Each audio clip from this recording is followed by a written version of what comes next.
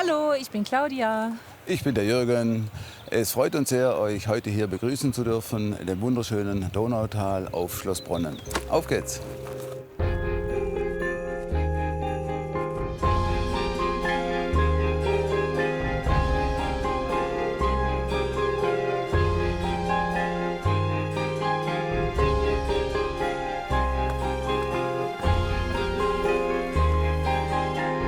Das ganze Schloss gibt es seit dem 11. Jahrhundert. Seit 1409 ist das Schloss im Besitz der Familie von Enzberg und seit den 50er Jahren ist es jetzt immer wieder vermietet von der Familie. Seit 2,5 Jahren sind wir jetzt hier auf Schloss Bronnen, haben hier sehr viel umgebaut, sehr viel renoviert, sehr viel eingerichtet. Hier befinden wir uns im Innenhof. Das Anwesen besteht aus 3 Hauptgebäuden. Einmal das Schloss, die Schlosskapelle und die Burg. Es ist einfach ein lokales Kulturdenkmal, das wir hier haben mit Schloss Bronnen. Wir wollen über das eigentliche Genießen hinaus und hier zu sein, einfach auch einen Beitrag zum Erhalt und zur Pflege und zur Nutzung einfach leisten. Dann gehen wir jetzt ins Schloss, in unseren Hauptwohnbereich. So, hier befinden wir uns im Eingangsbereich.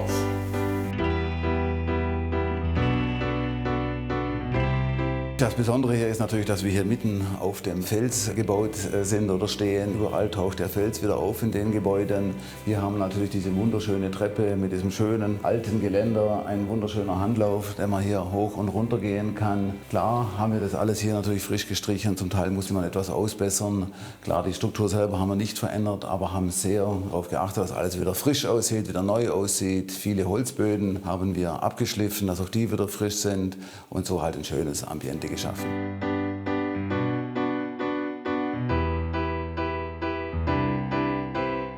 Alles Arbeiten oder auch Leben ist hier natürlich etwas aufwendiger. Klar, man hat mindestens 150 Stufen, die man immer selber gehen muss. Alles, was man an Werkzeug und sonst was benötigt, muss hier hochgeschaffen werden. Es gibt eine Seilbahn zur Hilfe, aber trotzdem überhaupt hierher zu kommen, bei schlechtem Wetter im Winter. Also hier ist alles so fast, würde ich sagen, doppelt so aufwendig wie irgendwo in der Stadt, wo ich gute Zugänglichkeit habe.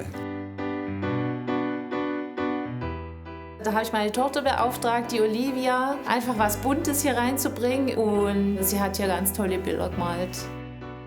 Also dann schlage ich vor, wir gehen als nächstes in die Bar.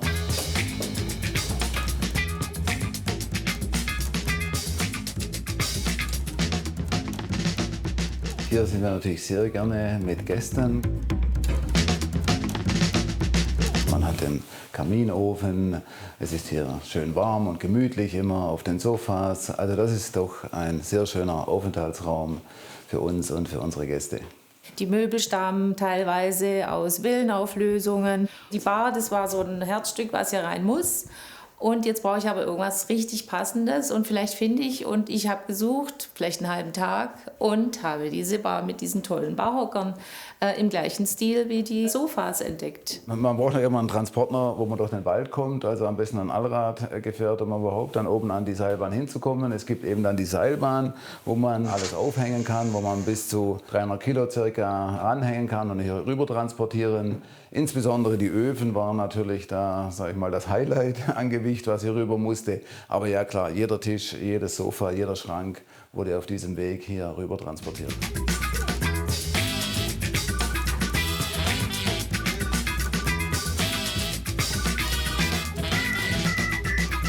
So, hier sind wir auf der zweiten Ebene. Das ist eigentlich unser Hauptwohnbereich. Hier befindet sich unser Wohnzimmer, Küche, Schlafzimmer und hier unser Bad, das ich euch hier gerade mal zeigen kann.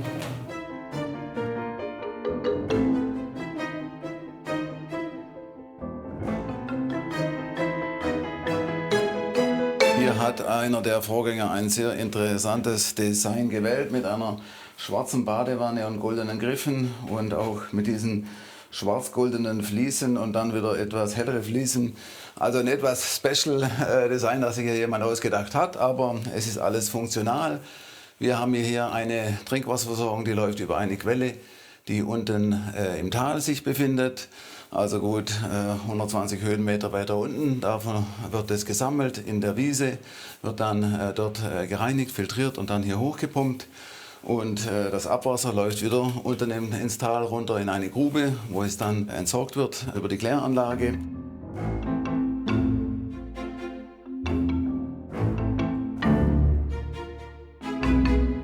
Also dann gehen wir hier in unseren Hauptwohnbereich, ins Wohnzimmer.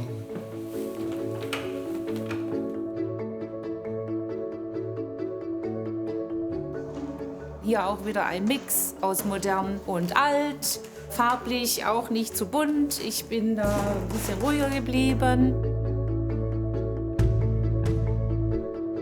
Auf dieser Ebene haben wir auch teilweise bunte Bleiglasfenster, die noch aus alter Zeit geblieben sind. Klar, im Winter ziehen wir uns gerne zurück, weil man natürlich von der Heizung her hier versucht, auf etwas weniger Quadratmeter im Winter zu sein. Wir haben hier Elektro-Nachtspeicheröfen und wir haben natürlich auch hier uns diese Öfen hier angeschafft, die hier mit Gussringen verstärkt sind, um eine gewisse Speicherung zu haben. Wir können hier jetzt zweimal. Aber wenn man natürlich das ganze Objekt beheizt, dann hat man schon so etwa 200 € am Tag an Stromkosten, um alles warm zu bekommen.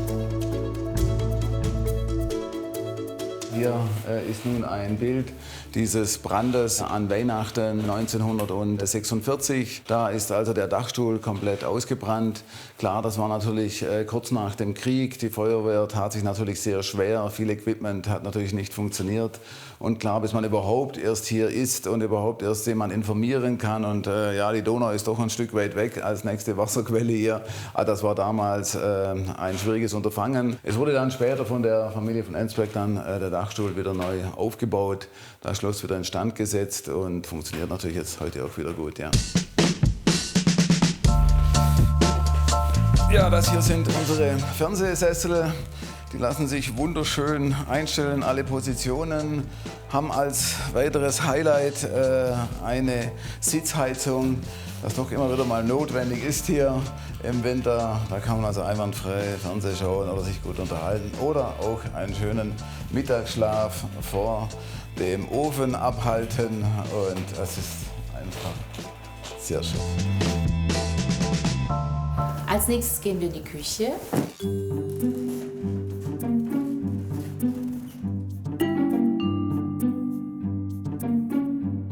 Hier kann ich einer meiner Leidenschaften nachgehen, zu kochen. Auch für eine Menge Leute zu kochen. Geschirr ist vorhanden. Ich sammle gerne altes Geschirr.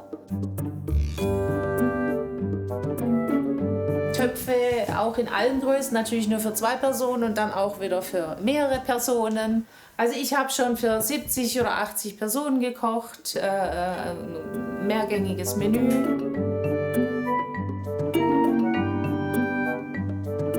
Weiter geht's ins Schlafzimmer.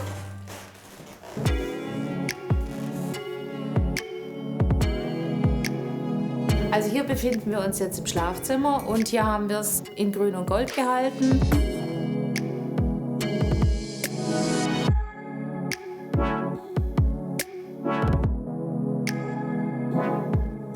Auch wieder vom Stilmix, modern mit alt. Ich habe manches vom Sperrmüll gerettet, zum Beispiel der alte Bauernschrank, der auch perfekt in diese Nische gepasst hat. Was wir neu gekauft haben, waren immer die Betten.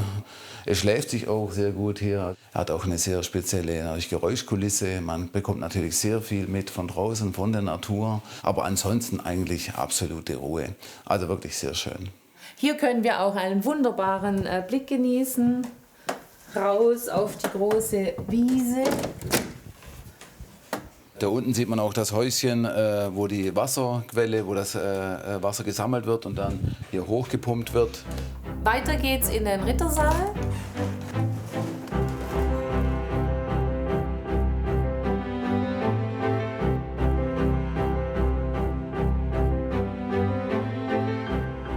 Fünf Meter Deckenhöhe.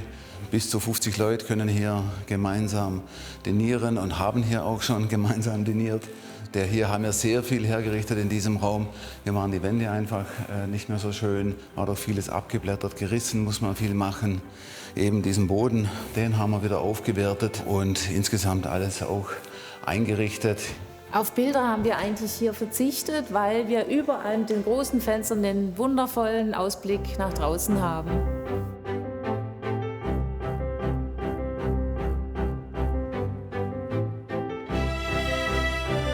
Wir haben hier schon ganz groß gefeiert mit Familie und Freunden. Klar gibt es hier auch Feiern, wo die Leute dann über Nacht bleiben. Manche angemeldet, manche bleiben auch vielleicht einfach hängen. Ja, das gibt es auch. Aber wir haben ja genug Platz hier. Eben, wir haben 14 Schlafplätze insgesamt.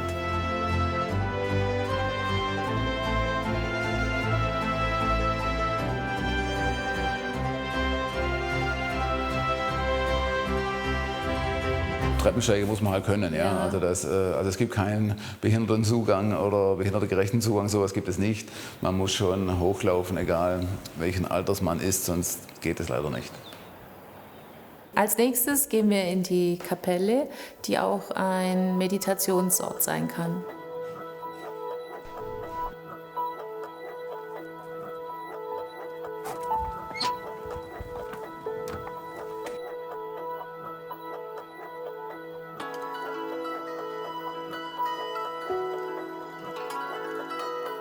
Ja, hier gab es wenig Veränderungen zu tun. Klar, man musste auch streichen, auch ein bisschen Fenster reparieren.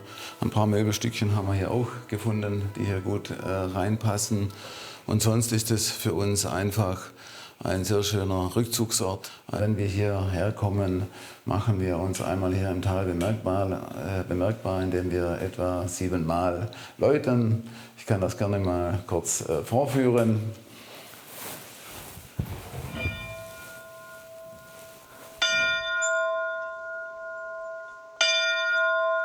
Ich weiß nicht, ob das viele Nachbarn richtig interpretieren, dass wir dann da sind, aber ist so ein bisschen unser Zeichen, wie man vielleicht für die Fahne gehisst hat. So tun wir hier 7-mal uns kurz bekannt machen, wir sind da.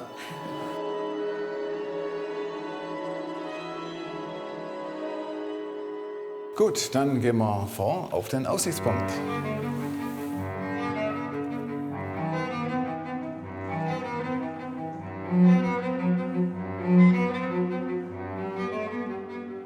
Klar, ich mache auch gerne mal einen Homeoffice-Tag hier oben und dazu ist natürlich eine Internetverbindung notwendig. Deshalb gibt es hier eine Starlink-Antenne, wo wir hier einfach das Internet hergebracht haben, was natürlich sehr gut funktioniert.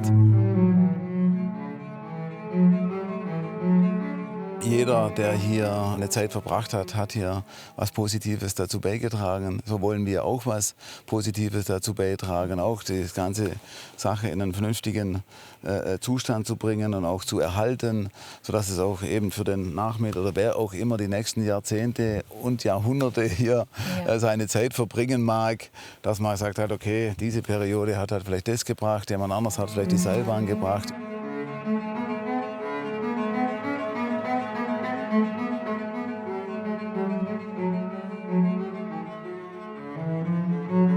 So, das war's mit unserer Roomtour auf Schloss Bronnen. Schön, dass ihr alle da wart. Und wenn ihr weitere Roomtours sehen wollt, klickt bitte hier oder hier. Ciao.